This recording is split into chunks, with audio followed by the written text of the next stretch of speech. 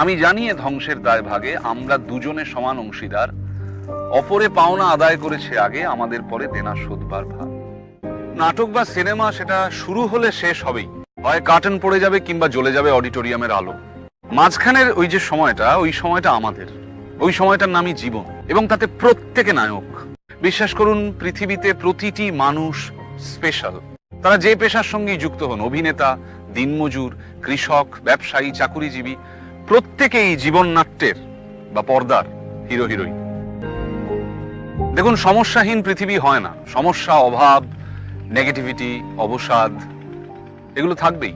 হোক না মন খারাপ, তাতে ভয় কি? মনের জানলাটা এত বড় করে রাখতে হবে যাতে সেটা খুললেই অনেকটা আলো এসে পড়ে। নাটক শেষ হওয়ার আগে স্টেজ ছাড়বেন না।